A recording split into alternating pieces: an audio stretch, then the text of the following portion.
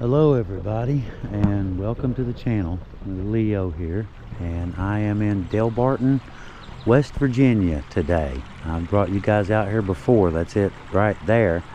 And I am at the mouth of Ragland, West Virginia. That's how you go up into Ragland, right there. It's an old coal mining community. And well, I guess Delbarton is too, technically, you know, they both are, but unfortunately, guys, I have some bad news today. You know, usually we're showing you, relics from the past, old historic sites, things like that. Well, this sort of concerns an old relic from West Virginia's past as well. Coal mines are certainly West Virginia history, that's for sure. But anyway, just get right to the point here. We've had, within the last 48 hours, we've had basically an old coal mine has more or less blown out and flushed a whole bunch of contaminated water down the creek here, and for miles it's going to be, pretty well wrecked. We thought it would be a good idea to kind of come out here and show you this, and some of you who may not even live in coal, mining communities, may not know anything about this kind of stuff, might find it very interesting. And, it's a little bit of a, I don't know if the word ecological disaster is the right word to use, but at least on a small scale anyway. It's going to seep into water wells and that sort of thing eventually. But I got a little bit of information for you guys right off the bat. The orange color that from preliminary reports, it's an old coal mine. The railroad was doing some work and something happened. I'm not really sure. We're going to go try to find out. We're going to go see if we can follow it here in a minute. But something happened and a bunch of old water from inside a coal mine got released into the creek, into the stream. But the orange color is primarily caused by iron oxide rust when pyrite, iron sulfide, commonly found in coal seams, is exposed to air and water during or after mining. It creates a chemical reaction. The acid dissolves heavy metals from the surrounding rock, including iron, manganese, and aluminum. Yellow boy, as is what it's called, as the acidic water flows into a creek and becomes less acidic, the dissolved iron precipitates out of the water. It turns into a, hang on, I've got this wrote down, I'm not a mine expert. It turns into a solid orange-yellow sediment that coats the rocks and stream bed. Is it dangerous for humans? Well, it's generally not safe to drink or play in. This is according to our, what we found. The water can be highly acidic and contain other toxic heavy metals like lead or arsenic, even if they aren't visible. For the environment, the yellow boy sediment smothers the bottom of the creek, killing the bugs, invertebrates,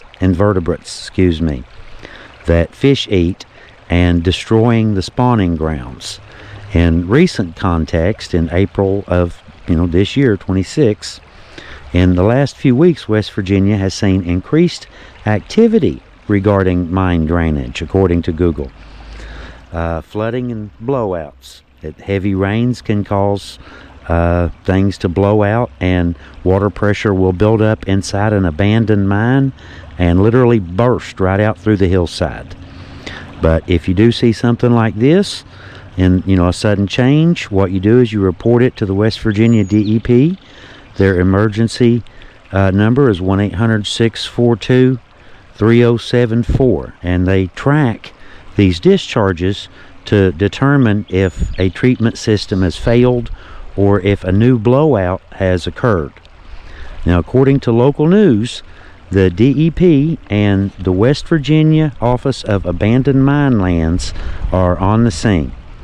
And the DEP noted that the West Virginia Division of Natural Resources has been tasked with the biological analysis in the area, while the Department of Health has been notified about public water systems concerning the issue. City water have been notified of the issue of what's going on here, to expect this, that it's headed their way, basically. But like I said, it's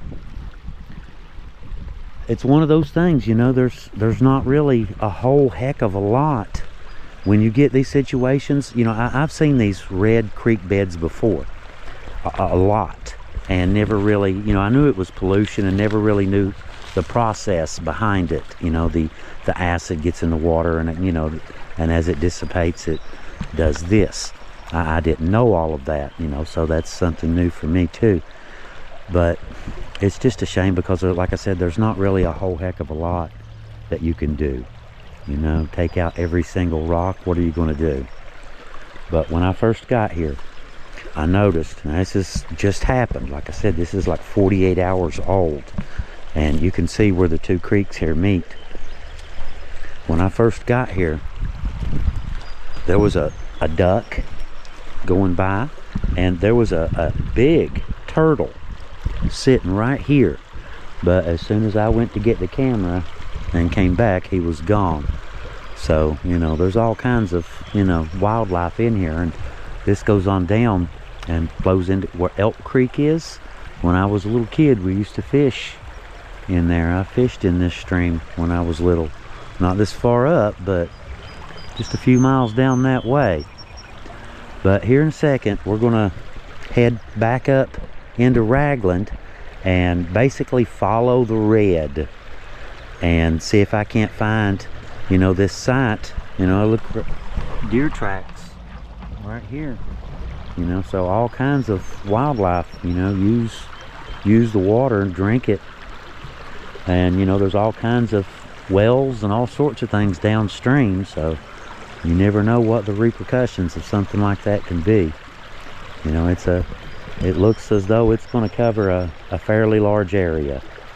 Don't really know yet, but, you know, like I said, it's still very early preliminary stages at this point. But we just wanted to kind of come out here and see what's going on and show this to you guys. You know, this is most definitely West Virginia history. This is an old coal mine from 100 years ago. And, you know, we're not typically a news agency. You know, we're not here to point fingers or anything like that. There's going to be plenty blame game and finger pointing going on here in the near future without us jumping in. The way I see it, you know, personally, half of the people involved probably in the cases like this, you know, I don't know about this one, but in cases like this, half the people involved aren't even around anymore. It's 100 years ago from, you know, the company's not around, the executives aren't around, the person who did the work isn't around, you know. You got half of the people involved, they're not even alive anymore. They died 50 years ago. So, you know, it kind of becomes a who to point your finger at eventually. And, you know, I'm sure there will be EPA fines and all sorts of, you know, things happening in the near future because of it. But like I said, it's just a strange thing to a point, who is to blame? You know, do you blame the coal company executive from 100 years ago, the guy who closed it up, the guy who, you know, did the work, to the railroad, the current owners, the previous owners who didn't, you know, could have whatever? Like I said, there's just plenty blame, plenty finger pointing to go around. So we'll let someone else deal with that. We're just here to show you the incident itself, show you what's going on, and just wanted to, like I said, bring you guys out here. Look at that. It's everywhere. It's everywhere, and I'm sure as I go back up, it's going to be much worse as we go. But I don't know how far up through there this goes. I've seen, you know, we've seen a couple other people posting stuff on Facebook.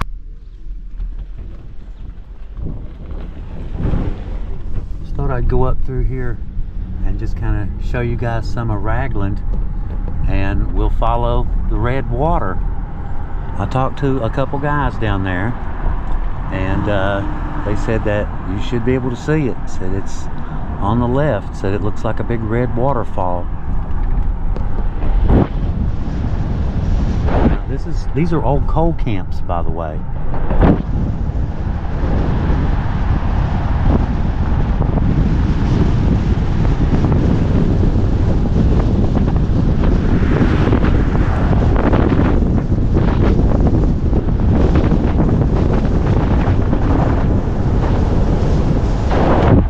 Of them you can see are older coal camp houses mixed in with the new ones. Red water.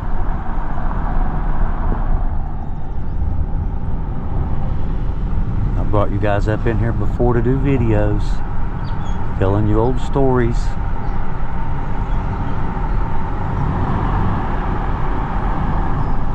See the creek anywhere?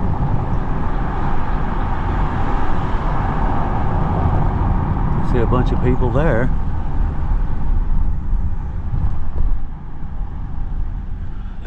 Hello. What y'all doing? Trying to get save something?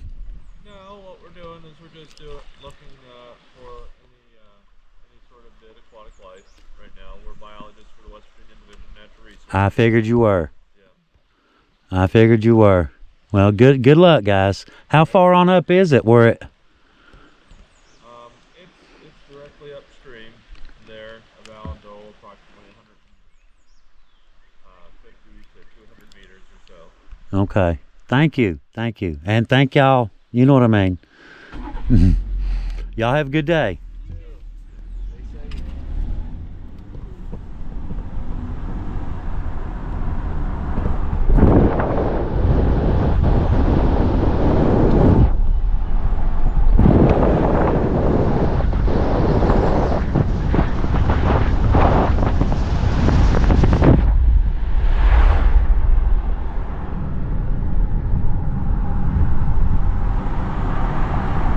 It is.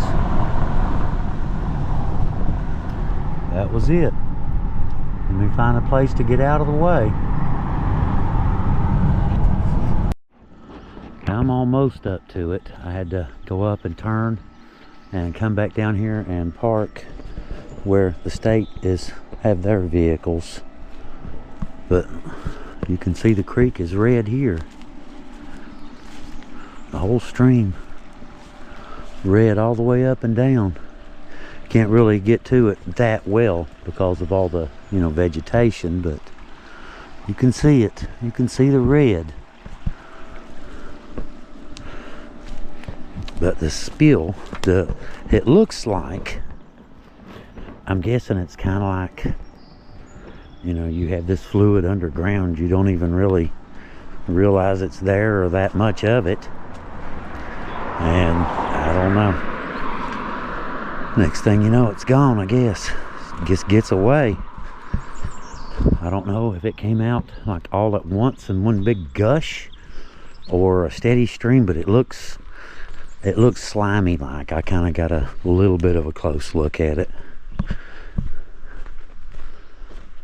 We can see the creek right up here.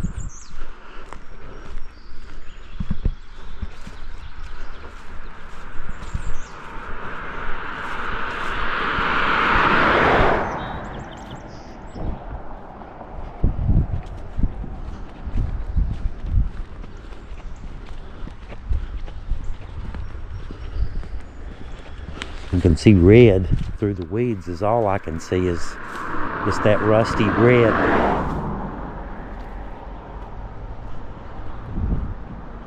It's right over there. I can hear it.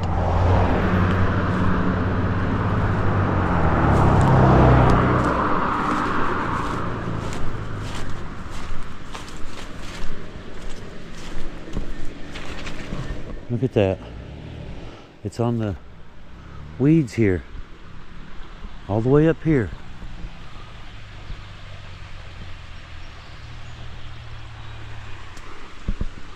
It's It's a mess, ain't it? See a big slide right there. Right there's where it happened at. And you can see where it came down the hill, flooded the railroad tracks, and a big waterfall, one right here and another one over there. I'm sure it came down that hillside all over the place. But everything over there is that rusty red. The trees, the leaves, everything down by the water is that same rusty red color.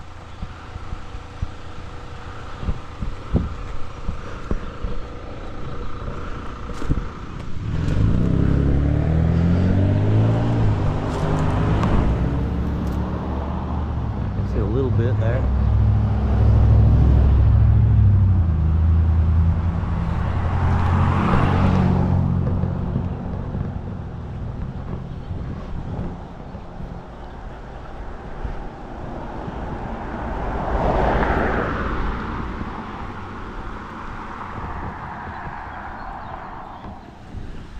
Look, that one's been there a while, ain't it?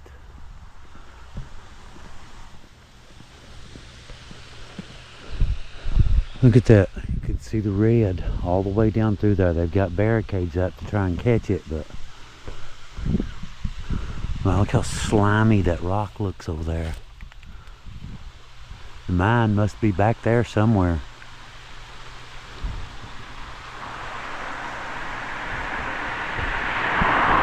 It's a mess. And stuff like this, you know, you can't really, like I said, there's not really a whole lot you can do after the fact. The only thing you can really do is learn for the future. That's about the only thing you can do in a situation like this. You know, it's like an oil spill, which covers, you know, a larger area, obviously, but still yet, it's not like you can go clean every grain of sand on the beach. But not a good report today, guys.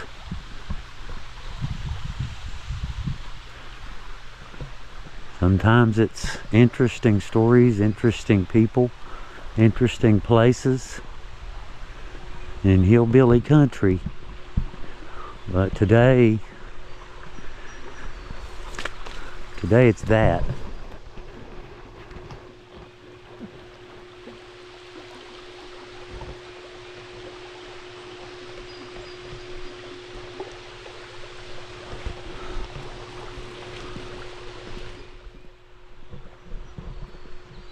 I'll be curious to see if they're finding any animals, any, you know, which I'm sure something like that is gonna wipe out a bunch of the aquatic life.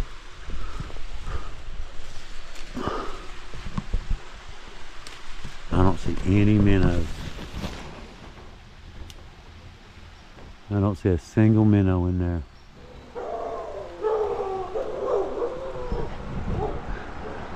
They're fenced. But look at that. It just looks like orange mud, sludge. It looks disgusting, doesn't it? It really does. It looks disgusting. Huh.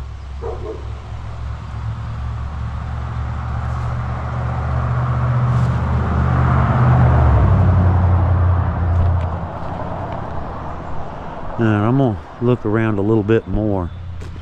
Check that out though. Just look at that.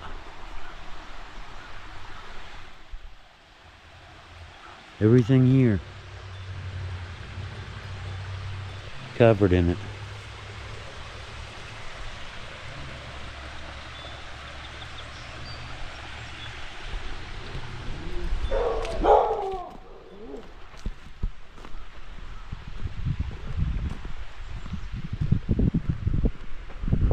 Be kind of curious to talk to the DNR guys just to see what they found.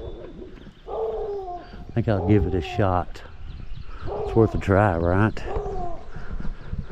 And they may not talk to me. They may not. Worth asking. You won't know till you ask, will you? Okay, well, I have a little bit more information.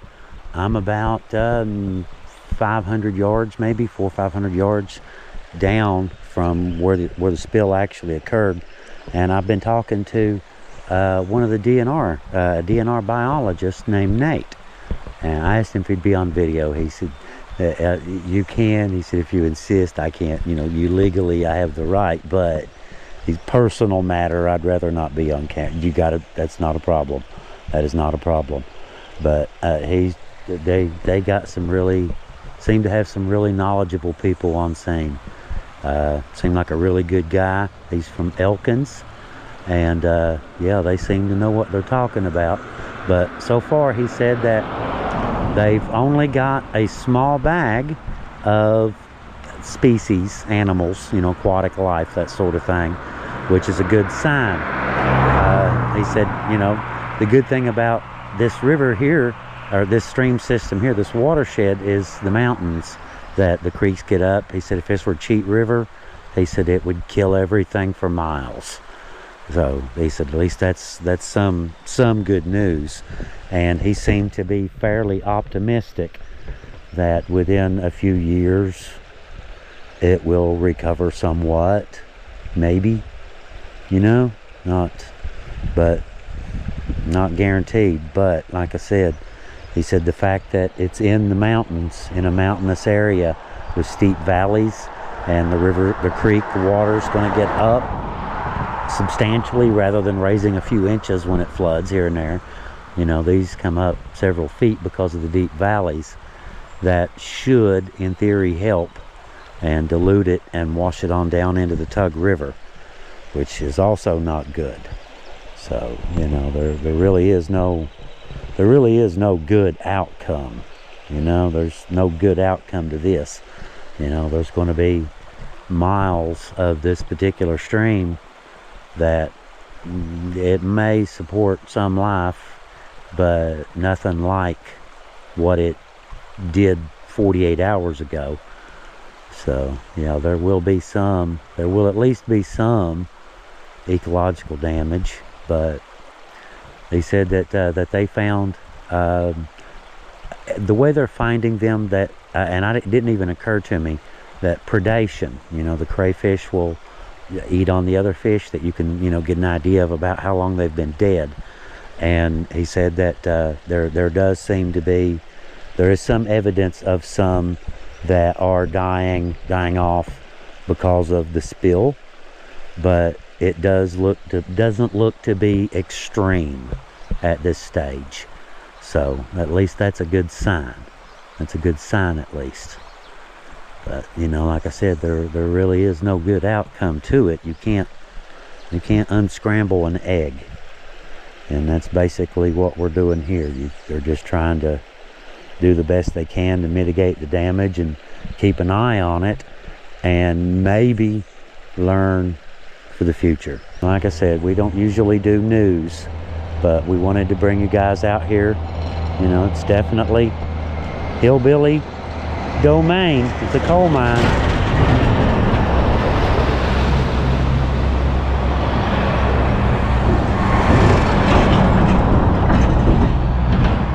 Just a couple feet off the road here. But it is, like I said, it is a coal mine, and that is absolutely West Virginia hillbilly. And I would imagine that some of you who do not live in mining communities, who don't ever have to deal with this, might be kind of curious, might be interested to see exactly what happens in situations like this, and, you know, what the procedure is in ecological events like this. That, like I said, there really are no procedures. Let it go.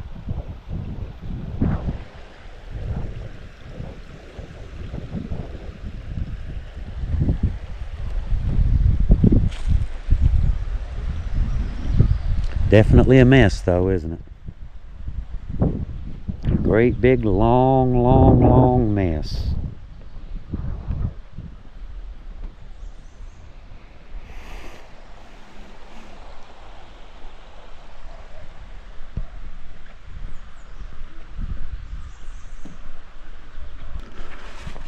Anyway, guys, We'll see y'all next time. Hopefully the next story will be a little bit better circumstances.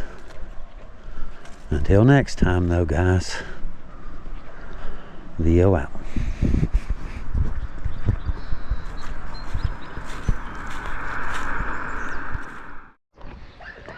Well, I did find one other thing. I'm way downstream. I'm down below Bill Barton now, it's right up there. And it's red all the way down through here. All the way down.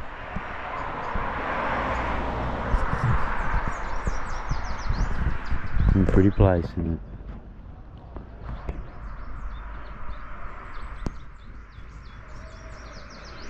Hopefully someday she will be again.